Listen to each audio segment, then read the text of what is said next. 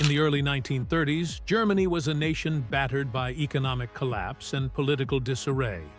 The Weimar Republic, born from the ashes of World War I, struggled under the weight of the Treaty of Versailles, which imposed crippling reparations and territorial losses.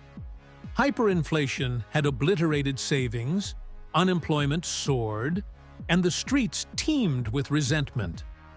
Into this chaos stepped Adolf Hitler, a former soldier and failed artist, whose fervent oratory and nationalist promises captivated a desperate populace. Leading the National Socialist German Workers' Party, or Nazis, Hitler capitalized on widespread discontent, blaming Jews, communists, and foreign powers for Germany's woes. Hitler's rise began in earnest with the 1930 Reichstag election, where the Nazis surged from a fringe group to the second-largest party, securing 107 seats. His message of restoring German pride, dismantling Versailles, and rebuilding the economy resonated deeply. By 1932, the Nazis were the largest party, though without a majority. Political gridlock ensued, and after backroom deals, President Paul von Hindenburg appointed Hitler as Chancellor on January 30, 1933. The Nazis wasted no time consolidating power. The Reichstag fire in February 1933 provided a pretext to suspend civil liberties via the Reichstag Fire Decree, curbing press freedom and enabling mass arrests of communists and other opponents. The Enabling Act, passed in March, allowed Hitler's TDUSO government to enact laws without parliamentary approval, effectively dismantling democracy. By summer, all other parties were banned, and Germany became a one-party state. Hitler quickly centralized power, using the Gestapo to crush dissent and Joseph Goebbels to build a cult of personality. Trade unions were abolished in favor of the Nazi-run German Labor Front. In 1934, the Night of the Long Knives eliminated the SA leadership, securing the army's loyalty. After President Hindenburg's death, Hitler merged the presidency with the chancellorship, becoming Führer and setting the stage for his thousand-year Reich. Economic recovery, driven by public works and rearmament, boosted his popularity. Meanwhile, anti-Semitic policies escalated, with the 1935 Nuremberg Laws and 1938's Kristallnacht targeting Jews. Hitler's foreign policy was aggressively expansionist. Germany left the League of Nations in 1933, rearmed in 1935, and remilitarized the Rhineland in 1936 without resistance. Alliances with Italy and Japan followed. In 1938, Hitler annexed Austria, Anschluss, and gained the Sudetenland via the Munich Agreement.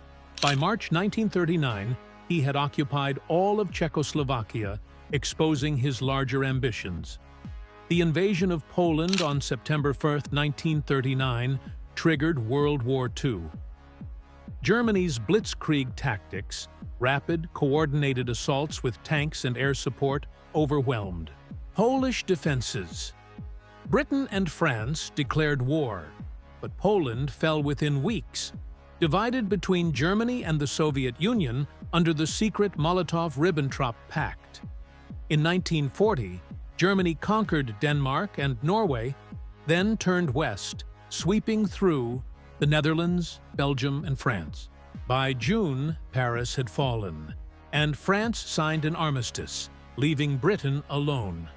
The Luftwaffe's attempt to cripple the Royal Air Force in the Battle of Britain failed, marking Hitler's first major setback. In 1941, Hitler's obsession with Lebensraum, or living space, led to Operation Barbarossa, the invasion of the Soviet Union. Initially, German armies advanced rapidly, encircling vast Soviet forces and capturing millions of prisoners. But the campaign's scale was staggering, and Hitler underestimated Soviet resilience and the brutal Russian winter. By December, the German advance stalled outside Moscow, and a Soviet counteroffensive pushed them back. Meanwhile, Japan's attack on Pearl Harbor brought the United States into the war, globalizing the conflict. At home, the Nazi regime tightened its grip. The Holocaust, the systematic genocide of Jews and other minorities, escalated. After the 1941 Wannsee Conference, the final solution formalized mass extermination. Death camps like Auschwitz, Treblinka, and Sobibor became factories of murder, where millions were gassed and cremated. Roma, disabled people, homosexuals, and political prisoners also faced annihilation. By 1945, 6 million Jews and millions of others had perished. The war's tide turned decisively in 1942. In North Africa, German forces under Erwin Rommel were defeated at El Alamein, halting Axis advances toward the Suez Canal.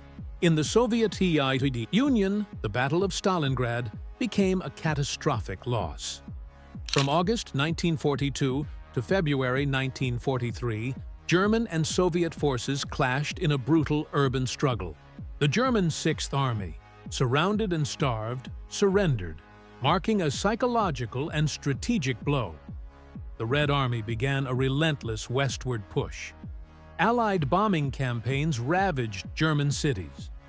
Dresden, Hamburg, and Cologne endured firestorms that killed tens of thousands and reduced urban centers to rubble. The Nazi economy, strained by war demands, relied increasingly on slave labor from concentration camps. Resistance movements grew in occupied territories, sabotaging German operations and aiding Allied intelligence. In June 1944, the Allies launched Operation Overlord, landing in Normandy. The D-Day invasion opened a second front, overwhelming German defenses. By August, Paris was liberated, and Allied forces raced toward Germany. In the east, Soviet armies steamrolled through Poland and Romania. A desperate Hitler survived an assassination attempt in July 1944, the Operation Valkyrie plot, and unleashed brutal reprisals against suspected conspirators.